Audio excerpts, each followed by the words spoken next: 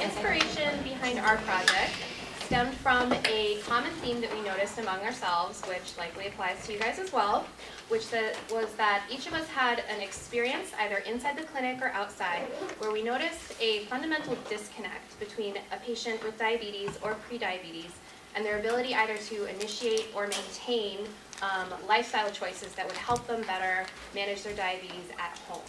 So, for example, one of my experiences was that my aunt has had type 2 diabetes for more than 20 years now.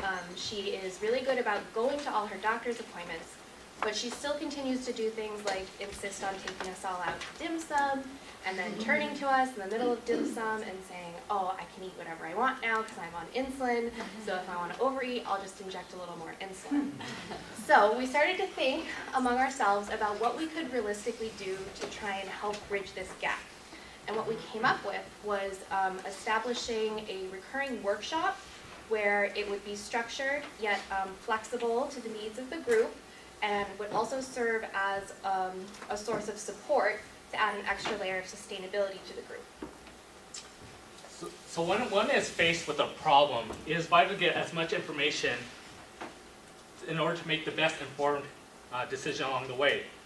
So whether a patient is just diagnosed with diabetes, or a long-term diabetic patient, or pre-diabetic, they need to have a foundation of what diabetes is, and how diet and exercise can be incorporated into their lifestyles so that they can manage their disease. Diabetes is a chronic disease that is self-managed, so it's very important that the patient understands what they need to do. Our goal is to empower our patients with foundational knowledge of diabetes, of what it is, the important points of diet and exercise, so that they can make informed decisions that will impact their lives. So we identified what we thought were some problems and health concerns within the community and some sustainable solutions to those problems. But we needed evidence to back up our ideas and concerns. So we turned to Healthy People 2020, the LA Department of Public Health, the American Diabetes Association, and CommunityHealth.org. The statistics that we found were alarming. We found in Service Planning Area 3, where our chosen intervention site was located, that 8.2% of the adult population had diabetes, and 22.2% of the adult population were obese. These figures further reinforce the need we saw within the community to make simple lifestyle changes for those people affected with diabetes or at risk for diabetes. 3 words describe our intervention: 1, informative; 2, interactive; and 3, sustainable. So what did we do? We presented a 45-minute workshop where we discussed simple daily activities where we could introduce new physical activity or nutrition training to our participants. And we also talked about diabetes education, including learning some of the jargon, including hemoglobin A1C and glycemic index. So remember, these folks are all at different levels of their health status. So for some, the material was new, and for others, the material was review. This mix of participants is valuable for the second component of our intervention, interactive. For example, during our discussion of reading nutrition labels, we found some participants caught on more quickly than others. These participants were then able to clarify or further expand on these topics with other participants. So far during this initial workshop, we aimed to enhance participants' understanding of type 2 diabetes, consider simple daily activities to better manage their health, and offered an opportunity for participants to engage and expand and share their own experiences. Finally, central to our intervention is sustainability. We recognize that behavior change does not happen overnight, and certainly not after one 45-minute workshop. Change happens over time with the support of a community. We plan to continue these workshops together with the help of our community partner, Cleaver Family Wellness Clinic, affectionately known as Dr. D's. The workshops will be carried out monthly by rotating students. And accessible via the World Wide Web, we developed My Diabetes Pal. This tool includes all the topics and resources we developed in our first workshop. Our aim is to offer workshops and resources to be carried out and updated monthly by rotating students. So as we were putting together our project, we tried our best to keep in mind the health literacy of our audience and to be really culturally competent. So as we were preparing, we helped each other to cut out medical jargon and information that is important for our parents, but not really for our audience. To be culturally competent, since most of us of our group who rotated at Dr. D's, we knew that a lot of patients were Spanish speaking, so we decided to have English and Spanish in our presentation, as well as the Spanish translation on our PowerPoint slide. And also the pre and post tests were in Spanish and English. The one thing we did not factor in was that our 12-point font on our pre and post test was unreadable by 2 of our participants. And so we actually had to read out loud to them. And this was actually a really good learning point for us because a lot of us have passed out patient information or pamphlets to our patients in clinic, and we don't realize that they might not be able to read it, and the first thought that goes through our head is like, oh, what language did they speak? So it's something that we can all use in the future. And in terms of advocacy, because again, most of us were with Dr. D, we had good relationships with him and his staff, and it was really easy to get them to agree to letting us use their site. And Elsa, the MA, she even helped us to pass out flyers the week before and even call patients over the phone to help us to advocate for our class. One thing though that we learned from all of this advocating was that the first idea we had, Dr. D actually preferred something else, which is a presentation for some of his patients. So we actually learned how to be flexible, and that helped us to learn what collaboration really meant. The questions that we asked in our pre and post test were aimed at assessing our participants' knowledge of basic diabetes lab values, nutrition and exercise, and their ability to interpret a nutrition label. Our pre-test results show that there is a serious lack in basic yet fundamental skills and knowledge required in managing diabetes.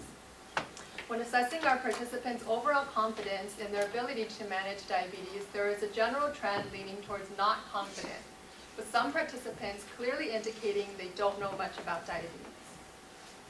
After our interactive and informative workshop, we saw a clear improvement in knowledge and overall confidence of our participants. We were able to successfully achieve 4 out of 5 objectives, with participants who previously were unaware of what a healthy A1C level was, how often they needed to exercise, and what a low glycemic index food were now able to correctly answer post-test questions. Participants who had indicated that they were lacking in confidence were now reporting increased levels of confidence, which hopefully serves as a catalyst for them to be empowered to take health into their own hands. We noticed several points of interest in the analysis of our data. Firstly, we had a smaller sample size than what we had originally hoped for. However, with this smaller size, we were able to interact with and gain participation from 100% of our participants, a qualitative statistic which isn't reflected in mere numbers. Overall, we were able to achieve a 17 to 51% increase in questions correctly answered. However, one particular question that we did not have as much success with was involving the interpretation of a nutrition label. And although participants during the activity were able to correctly tell us the number of carbohydrates in a food item, none of them were able to correctly do so on the post-test. Retrospectively, this is one area of our intervention which we should have placed more emphasis on.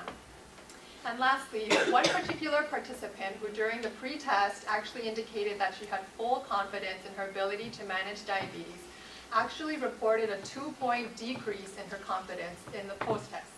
Now perhaps this is just a simple error in marking the wrong answer, Or perhaps after our intervention, she actually gained insight in what it actually takes to manage diabetes. That it's more than taking a pill like metformin twice a day, but that it involves change of lifestyle and in habit. Our first star is being interactive. How many times have you been in a lecture and lost interest after a few minutes? Did I lose any of you guys right now? Well, we made a conscious decision to make our intervention as interactive as possible. It was not simply a buzzword for us. Tasha and Claudia had audience members picking food groups, picking the junk food, and throwing it in the trash can. Jane and I led a diabetic CrossFit class. We were on to something really big when at one moment, a community member, he shared his experiences with diabetes. This sparked a dialogue with the other community members. They were having a conversation and they were teaching themselves. We were on to something big. Our second star, sustainability. We have a grand vision about our intervention sustainability. Our interactive presentation set the functional standard of what it takes to control diabetes. Our intervention provided the patients a better understanding of diabetes and how diet and exercise are essential in managing their disease. We envision future leaders, USCPA students, medical students, to support Dr. Giottola and his staff at the Cleaver Clinic Wellness Center to continue to build upon the information that we provide to the patients. We envision that this initial intervention will continue with diabetes forums and lectures that diabetic patients can come and exchange ideas and how they manage their own disease, and basically to empower these patients with their disease. Furthermore, we've developed a diabetes education website, Diabetes Pal, that is accessible on your phone and computer. This is a very powerful tool because during your clinic, you could actually, use it and show patients of diabetes and how it is managed by diet and exercise. I currently use this to empower my patients. So there were some really great things about our intervention. But of course, there are always things that we want to improve on and think we could do better. So as Jane mentioned, we did incorporate some audience participation, but not a single person answered the post-test question and pre-test question correctly related to how many total carbohydrates were in 2 servings of a pint of ice cream. So while they did answer it correctly during our audience participation, our biggest wish is that we had incorporated more audience participation and interaction, and that we had handouts to give to patients to do problems and work with them throughout. Overall, however, we do believe that our project and our intervention made a lasting impact on the community and will continue to have a positive impact. So what now? I'm speaking to an audience of future providers. No matter what specialty you go into, you will encounter patients with diabetes. Our goal is to how can we best help these people? I'm asking for your help in 3 different ways. The first method that you can help us, if you're really, really passionate about diabetes, we encourage you to come to Dr. D's clinic and you can lead a session. The second way you can help us with this diabetes problem is that wherever, let's say you're working at a different clinic besides Dr. D's, if you want to establish a similar program, we'll give you our materials to work with and you can build a solid foundation. And the last way you can help us is if you can look under your seats, you'll find a nice surprise. It's the web page of our Diabetes Pal. You can give it to your classmates or right now I encourage you to take out your phones, put the website on your phone, bookmark it so you can give it to your classmates right now. No matter what we do as providers, or if we have family members like Christina's aunt, or our patients in general, it all comes down to simple life choices. Thank you.